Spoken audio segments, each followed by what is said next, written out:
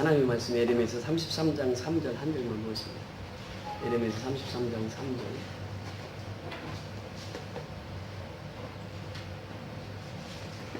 우리 같이 공독하십니다.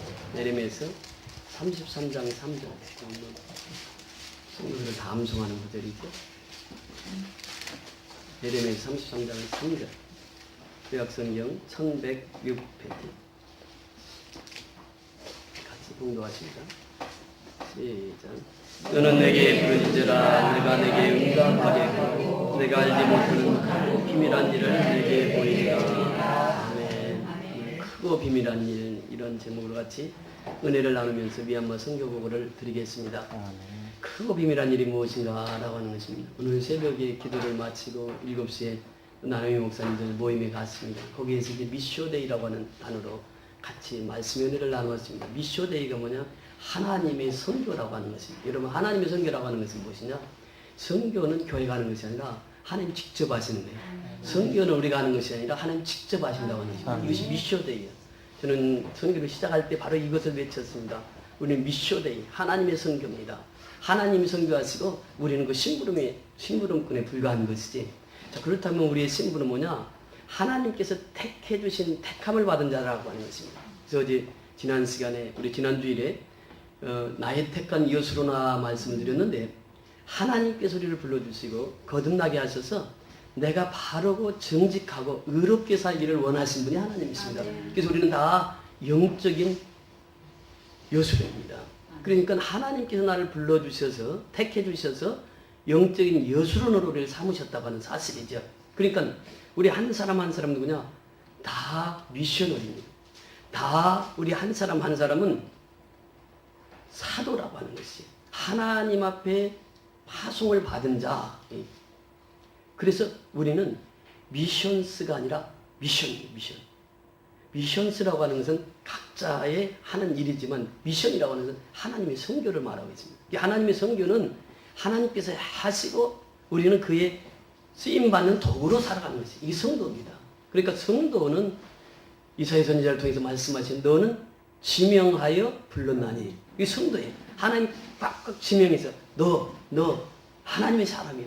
그래서 하나님의 사람으로 우리를 불러주셨다고 지명하여 불렀나니 너는 내 것이라. 누구의 것이? 하나님의 것이야. 그럼 내가 어디에 속해 있습니까? 하나님께 속해 있는 소속이 하나님께 속한 사람이에요. 그러니까 미쇼데이라고 하는 이 큰 틀에서 우리는 교회가 세워지는 것이고 선교사가 세워지는 것입니다. 미쇼데이. 하나님의 선교입니다. 오늘도 하나님의 선교를 통해서 오늘 은혜 주실 줄 믿습니다. 교회님 구역 예배를 드리면서 물어봤어요. 천국 전화번호가 몇 번이죠? 그랬더니 66국에 3927입니다. 맞았습니다. 66국에 3927 아시죠? 네, 성경에 66권에다가 구약에 39권, 신약에 27권, 3927. 그래서 66국에 3927. 이게 성경 전체가 천국 전화번호. 그러면 딱 한 절로 뽑는다고 하면 몇 전화번호가 어떻게 됩니까? 그건 잘 모르겠는데요. 그래. 그래서 제가 알려드렸죠. 몇 번이라고요? 333번. 333번. 이 천국이 직통 전화란 말이죠. 이 말씀에 보면 너는 내게 부르짖으라 이렇게 말씀하십니다. 근데 바로 그 앞절에 뭐라고 말씀하시고 있습니까? 이를 행하는 여호와. 이를 행하는 여호와. 우리 지난주에 이를 행하는 여호와 그 말씀 같이 들었잖아요. 이를 행하시는 분이 하나님이에요. 내가 아니라는 거예요. 주체가 내가 아니라는 것이에요. 하나님이 이를 행하시고 그 일을 지어 성취하시는 분이 누구라고요? 그 하나님이세요. 그 하나님 내 여호와가 내게 말하노라. 그러면서 너는 내게 부르짖으라. 너는 부르짖으라. 그래야면 내가 내게 응답하겠고 I will answer라고 하는 거예요. 난 반드시 응답하겠다는 거예요. 너희가 부르짖으면 반드시 응답하겠다는 거예요. 그러면서 크고 비밀한 일을 너희에게 알리리라 그랬어요. 크고 비밀한 일이 무엇이냐라고 하는 것입니다. 여기서 예레미야를 통해서 우리에게 주시고자 하는 메시지는 응답의 포커스는 회복입니다. 오늘도 하나님께서 우리에게 회복해 주시기를 원합니다. 예배는 회복하는 시간입니다. 내 영이 회복되는 시간이고 내 삶이 회복되는 시간이 바로 예배 시간이란 말이죠. 근데 회복을 하는데 어떻게 회복을 시켜주느냐? 6절에 보니까 그렇게 말씀하세요. 그러나 보라 내가 이 성을 치료하며, 이 성이 어디입니까? 예루살렘 성을 치료하며 또 뭐라고 말씀하시고 있습니까? 고쳐 낫게 하고 이렇게 변합니다. 우리 하나님은 치료하시는 하나님이요, 고쳐 낫게 하시는 하나님이십니다. 지금 예루살렘 성에 사는 사람들이 너무나도 상처를 많이 받았어요. 지금 이 예루살렘 그 성전에 생활하는 사람이나 예루살렘 성 사는 사람 모두가 다 상처가 말도 못하게 많은 상처를 안고 살았습니다. 많은 병마가 그들을 괴롭히고 있었습니다. 하나님께서는 내가 너희를 치료하는 여호와 라파의 하나님이고 너희를 고쳐주는 하나님이시다. 예루살렘 성을 치료하고 예루살렘 성을 회복하겠다고 하는 것이 하나님 뜻입니다. 그러면서 하나님 말씀하시기를 그 예루살렘의 평강과 성실함이 풍성함을 그들에게 나타낼 것이며, 그래서 교회는 평강이에요. 샬롬이에요. 예배를 드리고 나면 내 마음이 샬롬, 평안이 오는 것입니다. 왜? 그 말씀이 나에게 평강을 주시는 거예요. 그 예루살렘 성이 고치고 또 상처받은 것을 싸매 주어서 그 마음속에 평강을 이루게 하시겠다. 이것이 하나님의 약속의 말씀입니다. 그 첫째는 교회를 회복시켜 주겠다고 하는 것이에요. 이것이 하나님의 약속입니다. 교회의 상처받은 영혼들을 치료해 주시고 교회의 병자들을 치료하시는 것이 하나님 뜻이, 고치는 것이 하나님 뜻이다. 두 번째는 무엇을 말씀하시고 있습니까? 7절에 보니까 내가 유다의 포로와 이스라엘의 포로를 돌아오게 하여 그들을 처음과 같이 세울 것이며 포로로부터 돌아오게 하겠다. 이게 두 번째 우리에게 주시는 말씀입니다. 포로로부터 해방입니다. 이것이 바로 하나님께서 우리에게 주시는 말씀입니다. 여러분, 그렇습니다. 우리가 세상에 많은 포로로 얽혀서 살아갑니다. 그런데 그 모든 포로로부터 해방시켜 주시는 분이 누구냐? 하나님이시다. 바벨론 70년 동안 포로 생활할 때 하나님께서 그곳에서부터 해방시켜 주겠다. 포로로부터 해방시켜 주겠다고 하는 것입니다. 이것이 하나님의 약속이에요. 그리고 처음으로 세워주시겠다 말씀하십니다. 그리고 마지막에 8절 보세요. 시작. 내가 그들에게 내게 범한 그 모든 죄악에서 정하게 하며 그들이 내게 범하며 행한 모든 죄악을 사할 것이라. 모든 죄악을 사할 것이라. 이것이 바로 하나님의 우리에게 주신 복입니다. 복음입니다. 모든 죄악을 사하시는 하나님이십니다. 여러분, 우리가 살아가면서 죄 안 짓고 살아가는 사람이 누가 있겠어요? 다 죄인입니다. 하나님 앞에 서면 누구도 예외가 없이 다 죄인이에요. 그런데 그 모든 죄악을 하나님 다 사해 주신 하나님이에요. 이 미얀마 선교를 통해서 말씀을 드리겠습니다만, 정말 미얀마는 정령숭배가 아니라 90%가 정령숭배예요. 그 속에서 하나님이 그들의 죄를 다 사해 주시고 하나님께서 그 구원의 역사를 이루시는데, 그 미얀마의 이제 동영상도 보시고 오늘 이제 미얀마 선교를 통해서 말씀을 나누겠는데, 모든 죄를 사하는 권세는 누구에게 있다고요? 아버지께 있어요. 아버지께. 아버지는 그 모든 죄를 다 사하시는 분입니다. 그래서 오늘 이 말씀 예레미야 33장 3절 크고 비밀한 일이 무엇이냐? 첫째는 교회를 회복하시는 일을 하나님이 하시는 것이고, 또 묶여있던 곳에서부터 풀어주시고 자유케 하시는 분이 하나님이시고, 세 번째 모든 죄악에서 우리를 자유케 하시는 분. 그래서 우리 하나님의 크고 비밀한 일은 교회를 회복시켜 주시고 묶인 데서부터 풀어주시는 하나님이시고, 나의 모든 죄를 다 사해 주셔서 하나님의 백성으로 살게 하신 그 회복의 역사가 오늘 이 밤에도 일어나게 될 줄 믿습니다. 오늘 미얀마 동영상 좀 보시고 미얀마 선교에 대해서 같이 나누겠습니다. 동영상 같이 보시겠습니다.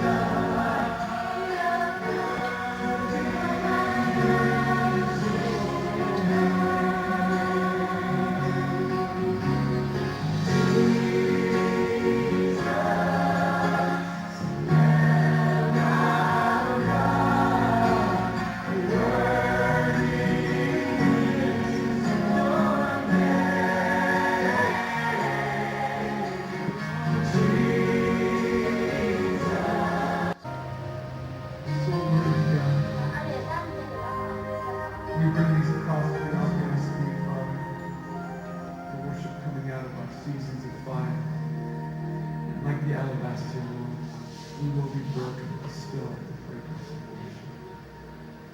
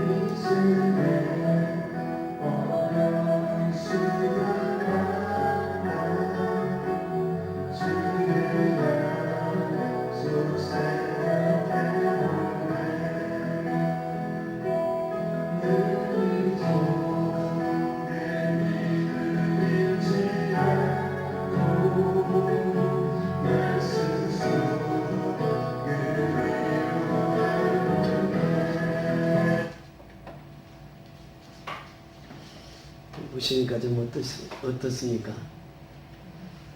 이렇게 보니까 또 새로워지네요.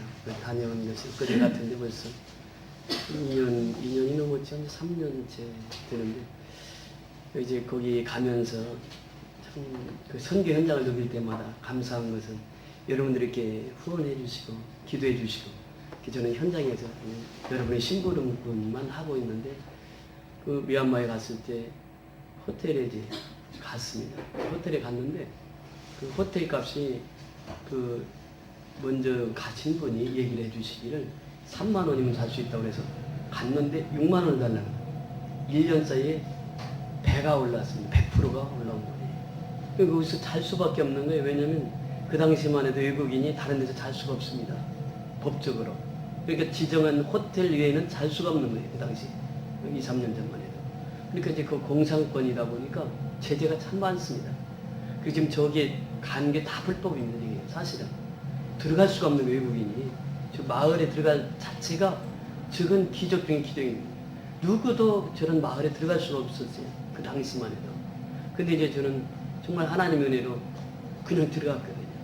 여기를 들어가서 사역을 하면서 느끼는 것이 왜 하나님께서 우리 교회를 여기까지 나를 보내셨는가라고 하는 것을 참 많이 생각하게 됐습니다. 가시면서 가다 보면 오토바이 이제 고장 나가지고 고치고 있는 거 보셨죠? 저희가 오토바이 길밖에 없거든요.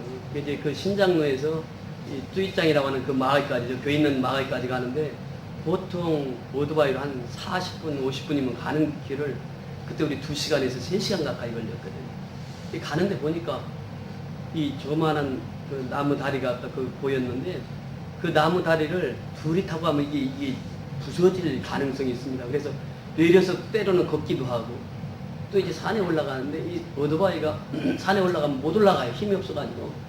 그리고 이제 100cc 이상 되면은 오토바이가 가지를 못해 커서. 그러니까 100cc 미만 이쪽 타고 가는데 둘이 100cc 타니까 이게 무게가 있으니까 올라가다가 오토바이가 이제 시동이 꺼지고 못 올라가요. 그러면 이제 내려서 걸어가야 돼요.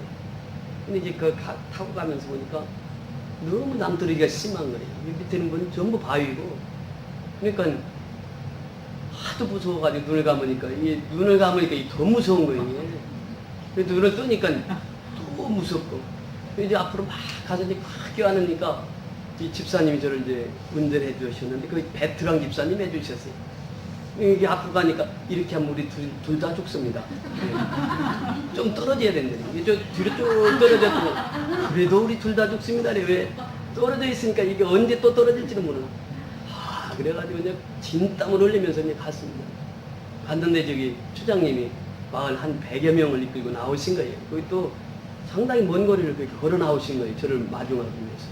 그러면서 그분들이 이 마을에 생기고 최초로 외국인이 오니까 그 외국인이 어떻게 생겨났는지 한번 보자고. 그 외국인 구경하러 나온 거죠. 추장님이 동네 사람들 다 데리고 나온 거예요. 다 데리고 나와가지고 이제 가니까 아주 신기했던 것 같아요.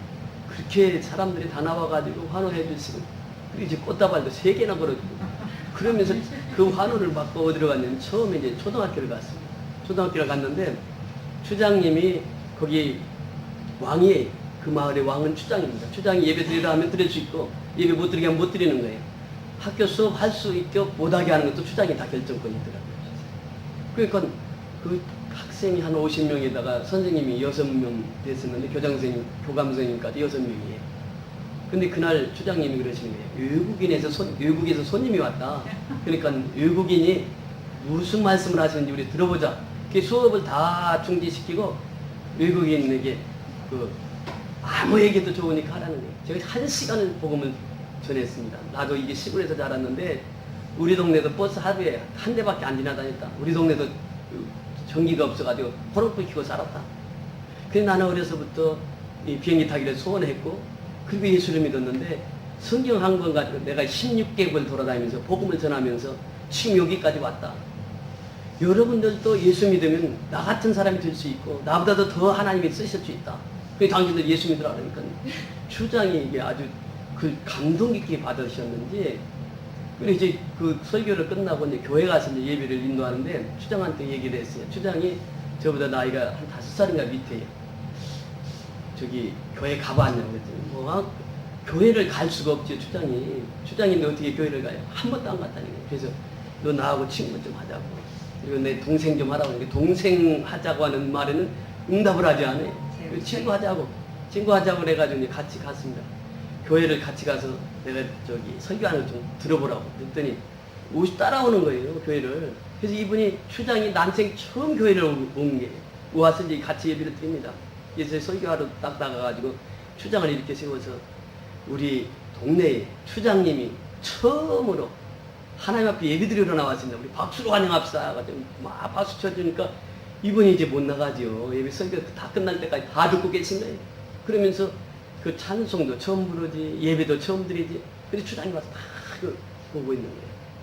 그 예배 드리러 가는데 보니까 이 예배당이 기둥이 4기둥이 있는데 기둥 하나가 없어진 거예요. 부러져가지고 건들건들하는 거예요. 178명입니다. 178명 예배당에 가서 예배를 드렸는데 이게 무슨 흔들배를 탄 것처럼 이게 흔들흔들하는 거예요. 이게. 그래가지고 이게 안 되겠다. 이 수리를 하려고 하니까 수리도 이게 만만치가 않아요. 교회를 새로 짓자. 그렇게 해서 이제 교회를 짓기 시작하죠. 그 자리에서 짓지 않고 이제 그 옆에 한 100여 평 되는데 거기 땅을 다시 파가지고 교회를 세웠는데 완공해가지고 리안 목사님이 가셨잖아요. 가서 그 헌당 예배를 드렸는데 지금 이 500명 들어갈 수 있는 교회로 우리 교회 3배만큼 크게 져가지고 아주 잘 지었습니다. 하나님의 은혜고 하나님의 축복이죠. 지금 리안 목사님이 거기 가 계시는데 거기에서는 지금도 아기 낳다가 병원이 없으니까 아기 낳다 그 동네에서 지금 가 있는 상황에서 아기 낳다 소천하신 거예요. 성도가. 그러니 의사를 부를 수도 없고 의사를 불러도 거기 왕진 올라면은 벌써 시내에서 올라면은 어느 시간에 다 일이 나니까 소천해가지고 장례를 집례하는 것을 사진 찍어서 보냈더라고요. 그러니까 그 동네가 지금도 그렇습니다. 전기도 안 들어가지. 추장이 그 마을에 있지. 이 추장 명령들이 신방을 하다가 추장집에 신방을 갔습니다. 추장장님 신방에 가니까 이 돌을 앞에 세웠는데 그 돌에 이분이 5대째 추장이에요. 추장은 이제 직계로 내려갑니다. 아버지 추장, 그 다음에 아들 추장 이렇게 쭉 내려가는데 이분이 5대째예요. 돌 위에다 딱 새겨놨습니다. 1대 추장 누구, 2대 추장 누구, 3대 추장 누구. 그리고 이제 가니까 칼이 엄청 큰 칼이 그냥 그 앞에 딱 걸려있더래, 집 앞에. 그러면서 완전히 그분이 추장인데, 추장 그 집에 가보니까 그걸 딱 또 소개를 해주는 게 추장이 친절하게. 근데 추장하고 이제 해서 아까 조금 전에 그 사진에 나왔습니다만 제 발밑에서 복음을 듣고 있는 분이 그 추장입니다. 그래서 이 추장하고 저하고 약속하기를 여기 오는 길이 어땠냐? 첫 질문이 그거더라고요. 그래서 제가 그런 대답을 했습니다. 나는 오늘 천국과 지옥을 다녀왔습니다. 그랬더니 그분도 그 말을 알아듣고 껄껄껄껄 웃더라고요. 이 길이 이렇게 험합니다. 그러니까 NGO를 통해서 우리 길 좀 닦아주세요. 그럼 다 예수 믿겠습니다. 그러는 게 추장이. 그래서 아직 그 약속은 못 지키고 있는데 그렇게 험한 길에 가면서 제가 느낀 것이 내가 이 길을 알았다고 하면 여기 올지 못했다. 몰랐으니까 갔지 알고는 갈 수 있는 길이 아니더라고 보니까. 엄청 험해. 거기 가서 이제 또 가장 인상 깊었던 것이 예배를 다 마치고 초청을 했습니다. 5명이 세례를 받았어요. 18살, 20살, 22살 이런 청년들이 나오는 거예요. 근데 겨울이라 이 침수 세례를 줘야 되겠는데 물이 있어야 세례를 주죠. 계곡에 가보니까 물이 없는 거예요. 말랐어. 그래서 이제 그 큰 뭐라 그러죠? 포장을 동네에서 큰 포장을 해가지고 동네 사람들 다 들고 서 있고 동네 아낙네들은 저 자기 집에 가서 수도에서 물을 받아가지고 바켓으로 전부 다 날른 거야. 날라가지고 그 들고 있는 그 포장 뺑 둘러가지고 동네 사람들이 붙들고 있고 거기다 물을 부어가지고 거기서 세례를 줬어요. 5명을. 근데 세례를 받고 이분들이 말레이시아로 외국으로 다 나가서 아주 그분들이 잘 살고 있습니다. 그러면서 신앙생활을 열심히 하고 있어요. 거기 가서 열매는 바로 그들에게 이제 세례를 주고 그들이 이제 영혼의 열매가 되었다고 하는 것이죠. 하나님께서는 그 5명을 구원하시기 위해서 그것까지 보내시는 것이죠. 여러분 미얀마는 지금 상당히 변화가 심한 나라입니다. 서두에서도 말씀드렸듯이 이 경제가 지금 엄청 바뀌고 있고 그리고 이 정치가 지금 그 누구야 수지 여사가 이끄는 당이 다수 표가 얻었지만 아직도 군부에서 이양이 제대로 안 되는 그러니까 군부가 아직도 실세고 그렇게 이제 대통령 수상은 되지만 아직 힘이 없는 상태고 이 기독교가 4%입니다. 불교가 80%가 되고요. 그리고 정령 숭배하는 자들이 90%입니다. 정령 숭배라고 하는 것은 우리나라의 산신령 섬기듯이 그렇게 섬기는 그 사람들이 90%예요. 그러니까 리안 목사님 아버지가 그 정령 숭배의 제사장이었던 것이죠. 그러니까 이제 그 동네에서 이 아버지가 다 제사장에서 이제 동물 숭배를 하던 제사장의 아들이 리안 목사입니다. 근데 리안 목사가 예수를 믿게 된 것도 자기가 몸이 아파가지고 그만 죽게 된 거죠. 열이 나고. 근데 이 고치지는 못하고 무슨 병인지도 알지 못하고 그 기도하는 중에 천국과 지옥을 경험을 하잖아요. 하얀 옷 입은 분이 자기를 안내해가지고 이제 거기에 가라 보니까 그 하나님의 나라가 쫙 펼치는데 이분이 자기 발로 가서 예수 믿겠다고 가셨어요. 그 예수를 믿은 거예요. 그 아버지가 얼마나 반대했겠어요. 제사장의 아들인데 이 똑똑하고 그러니까 이 다음 후기에 제사장으로 딱 점 찍고 있었는데 이 어느 날 예수를 믿고 그러니까 그러면 나하고 단교하자. 그래서 이제 리안 목사님은 자기 스스로 신학을 해서 그렇게 해서 이제 그 마을에 교회를 시작한 것입니다. 시작했는데 그 마을에 29개의 가정이 예수를 믿어요. 29가정이. 근데 숫자는 몇이냐? 178명이에요. 29가정이 178명이에요, 교인.